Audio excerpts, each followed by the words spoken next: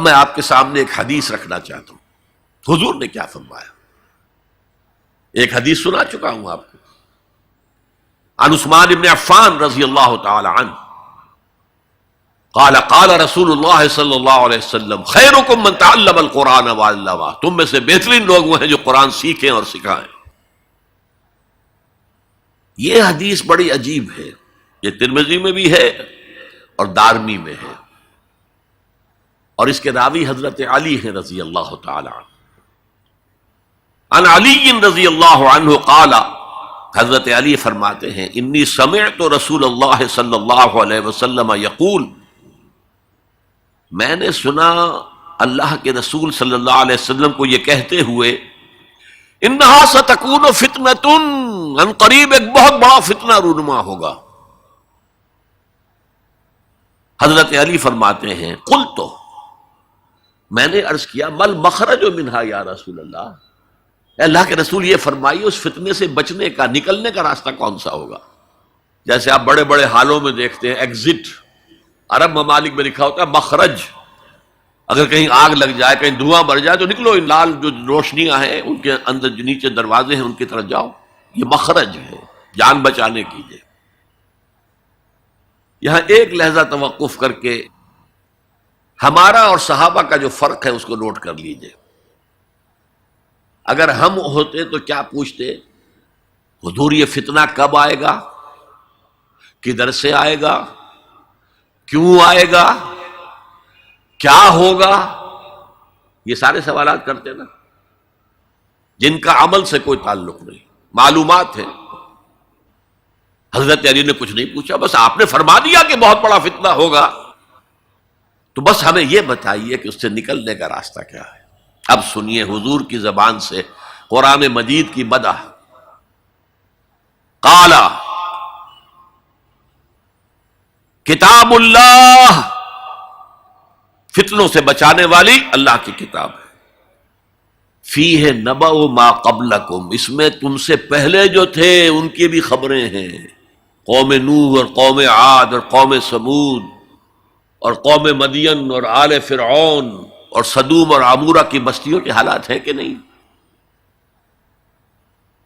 وَخَبَرُ مَا بَعْدَكُمْ، اس میں تمہارے بعد جو آنے والے حالات ہیں وہ بھی درج ہیں، ذرا کھدائی کر کے نکالنا پڑتا ہے ورنہ حالات موجود ہیں۔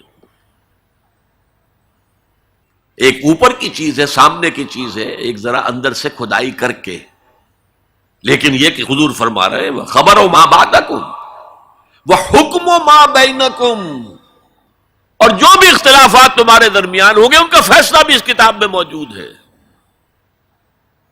کاش کہ ہم اپنے مذہبی اختلافات کو رفع کرنے کے لیے قرآن کی طرف رجوع کریں،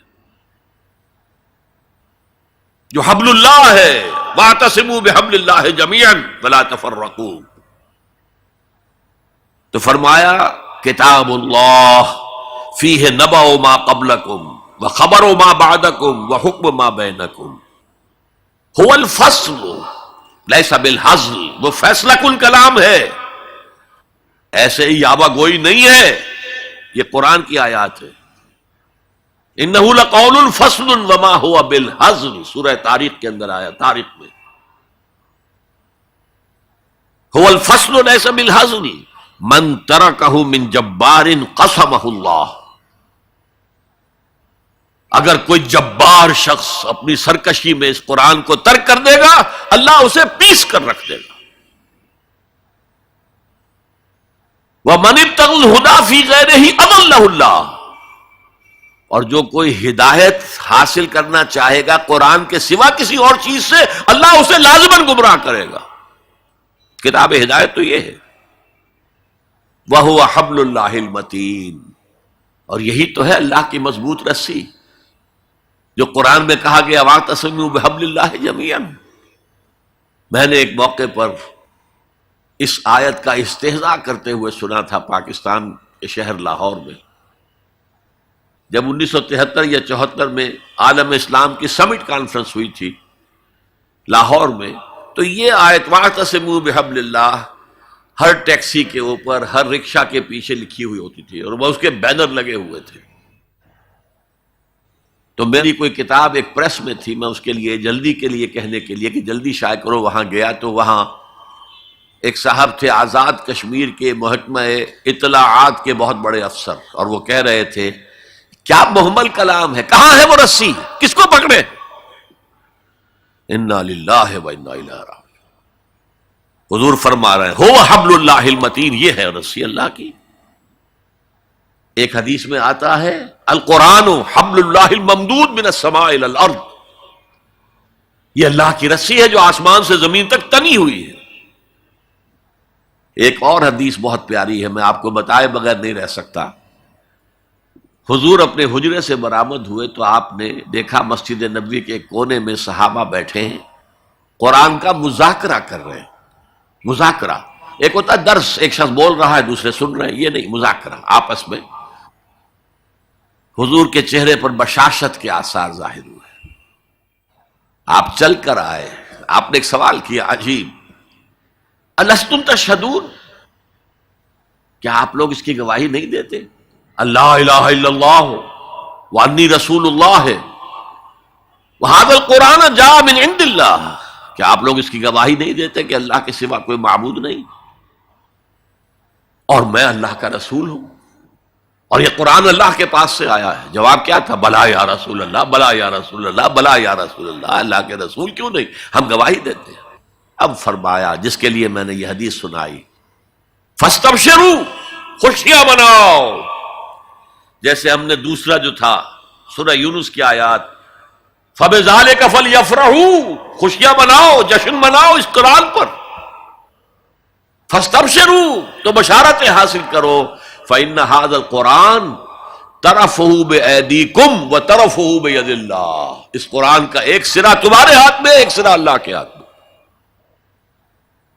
تو فرمایا هو الذکر الحکیم، جو قرآن کہتا ہے ذکر کرو، ذکر کرو، کھڑے بیٹھے، سب سے بڑا ذکر قرآن ہے۔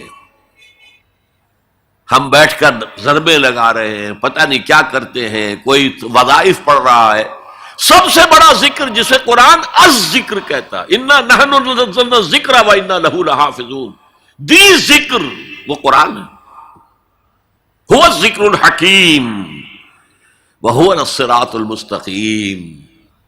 اور تم نماز کی ہر رکعت میں کہتے ہو اہدنا الصراط المستقیم، وہ صراط مستقیم تو اللہ نے تمہیں دے دیا ہے، یہ قرآن ہی تو ہے صراط المستقیم۔ پھر دیکھیے اس میں وہ قرآن مجید کا انداز ہے، دو دو تین تین آیات ایک طرح سے قوافی کے ساتھ آ رہی، هو الذی لا تزیغ بہ الاہواء، یہ وہ شے ہے کہ جس کے ہوتے ہوئے خواہش نفس آپ کو کج نہیں ہونے دے گی، زیغ نہیں آئے گا اس کے ساتھ، اس کے ہوتے ہوئے کبھی کجی نہیں آئے گی تمہارے اندر۔ ولا تلتبس بہ الالسنہ، زبانیں التباس نہیں پیدا کر سکے گی، قرآن جو ہے اپنی حفاظت خود کرتا ہے۔ ذرا سی الفاظ کی شکل موڑ دی، رائنا کی بجائے رائنا کہہ دیا، قرآن پر ایسا کوئی حملہ نہیں ہو سکتا۔ لا یاتیہ الباطل من بین یدیہ ولا من خلفہ، اس پر باطل حملہ آور ہو ہی نہیں سکتا، نہ سامنے سے نہ پیچھے سے۔ ولا یشبع منہ العلماء، علماء اس قرآن سے کبھی سیری محسوس نہیں کریں گے، کبھی بھی یہ محسوس نہیں کریں گے کہ بس قرآن سے جو لینا تھا ہم نے لے لیا، اب کچھ نہیں رہا۔ پڑھتے رہیں گے، پڑھتے رہیں گے، پڑھتے رہیں گے، معلوم ہوگا ہر مرتبہ کوئی نئی چیز آ رہی ہے۔ ولا یشبع منہ العلماء، سیری نہیں ہوگی، جیسے آپ کے سامنے آپ نے کھانا کھایا، پیٹ بھر گیا، اب وہ کوئی کہے میں تھوڑا سا یہ، نہیں بھائی نہیں، میرا پیٹ بھر چکا ہے، سیر ہو گئے نا۔ قرآن سے آپ کبھی سیر نہیں ہو سکیں گے۔ ولا یخلق عن کثرت الرد، بار بار کے پڑھنے سے اس پر کوئی باسی پن طاری نہیں ہوگا۔ کوئی اور کتاب دنیا میں ایسی نہیں ہے، ایک دفعہ پڑھ لی، دو دفعہ پڑھ لی، پھر تیسری دفعہ ہاتھ لگانے کو جی نہیں چاہتا، پڑھنے کو جی نہیں چاہتا، سوال ہی پیدا نہیں۔ یہ وہ ہے، پڑھتے رہو گے، پڑھتے رہو گے، اس پر کوئی باسی پن طاری نہیں ہوگا۔ ولا تنقضی عجائبہ، اس کے عجائب کبھی ختم نہیں ہوں گے۔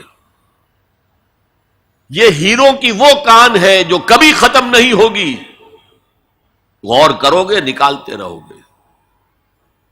یہ بنیاد ہے سمندر کی نیچے جہاں سے موتی ختم نہیں ہو سکتے.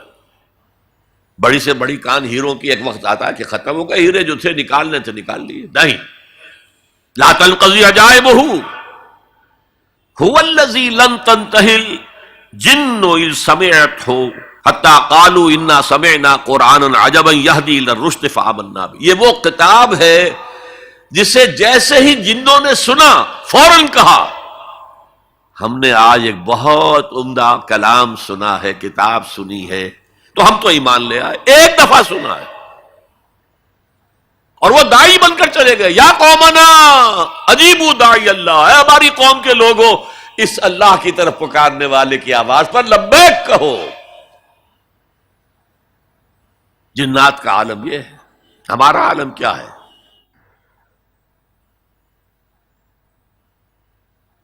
اب 4 جملے جو آئے ہیں